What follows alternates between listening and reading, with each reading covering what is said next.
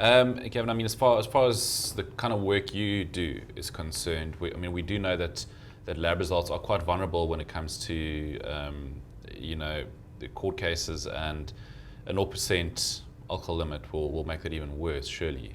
I mean, Yes, lawyers are going to have a field day with this. absolutely. I mean, we know there have been a number of high-profile cases over the last few years where cases of prosecutions for driving under the influence have failed because of successful challenges to laboratory procedures. Now, some of that is just poor laboratory practice technique, not following standards, etc. But any laboratory test must have an inbuilt margin of error. You're never going to produce exactly the same results time after time. So you have to have a margin of error. And the closer you get to zero, the more problematic that margin is. Yeah. So it plus the factors that we mentioned earlier, such as endogenous production of alcohol within the body. So all that would certainly make it very good territory for defense attorneys to tackle. And it would make it almost impossible to prosecute drivers at very low levels. And if it's not possible to prosecute, what's the point of having the law? And when failed tests are challenged in court, is it always a blood test? Is that the most reliable testing method? I mean, blood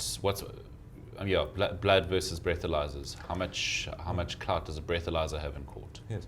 Well, in the Western Cape, breathalyzers have zero clout because of a High Court decision recently which ruled that the Draeger device, which was the one that was used in the Western Cape, and it was used widely internationally, but the High Court ruled that was unreliable in the way it was being used. It's still used in other parts of the country, and it's used here as a screening test, then will lead on to a blood test. Blood tests are the best established tests, but they also need to be properly done with properly maintained and calibrated equipment, and any failure anywhere along that sort of line can lead to challenges in court. I know a lot of cases, just with people I know, and we've seen some high-profile cases where these blood results get lost. How does that happen? Well, of course, sometimes the specimen may get so-called lost, or the results. Obviously, it's open to, I suppose, simply corruption anywhere along the line. Yeah. But sometimes it's genuine errors that may be made, mislabeling of specimens, especially when you're dealing with high volumes. And but to do these tests properly is time-consuming, because when you have to follow the procedure strictly with proper documentation to maintain a chain of evidence, etc. And that plus staff shortages in the forensic chemistry laboratories is why it can take there are various figures that are given, but backlogs of up to 9 months for blood alcohol levels for drunk driving tests. Okay, so it sounds like another sort of under-resourced department. What about pedestrians, drunk pedestrians? That's also a huge issue in South Africa, and I believe more than 50% are alcohol related. Well, absolutely, and pedestrian fatalities make up a very big percentage in urban areas like where I practice in Cape Town. Pedestrians are the biggest number of fatalities of any category of road traffic fatalities, and somewhere in the region, in that same survey that I mentioned earlier, in the region of 60% of pedestrians who died on our roads and were under the influence of alcohol, and their mean alcohol concentration was, if I remember correctly, 0.21. So obviously there's no. Can you give that to us in units? Yeah, well, that if they were drivers, they would be more than 4 times over the limit, which would mean probably in the region of that would be 8 to 10 units of alcohol. At 0.21, that's properly drunk.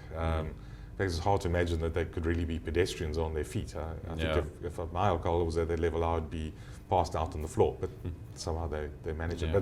But that is another huge problem, which of course the Road Traffic Act doesn't address at all. That of drunk pedestrians on our roads.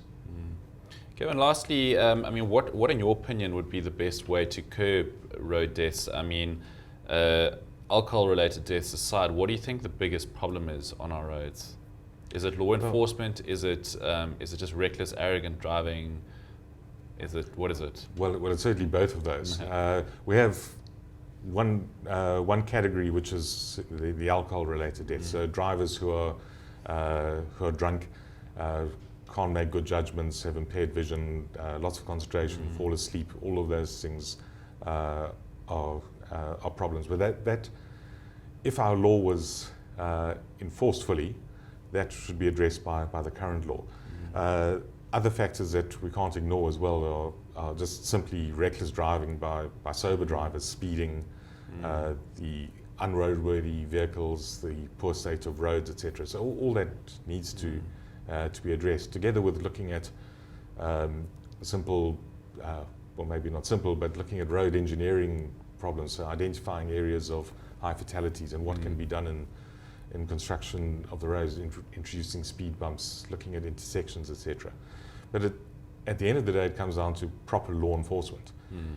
If there's a sense that people can get away with it, with minor traffic offences, they'll do it with major traffic offences as well. So we need better 24-hour-a-day enforcement of the traffic laws in general, including the provisions about driving under the influence in the Road Traffic Act.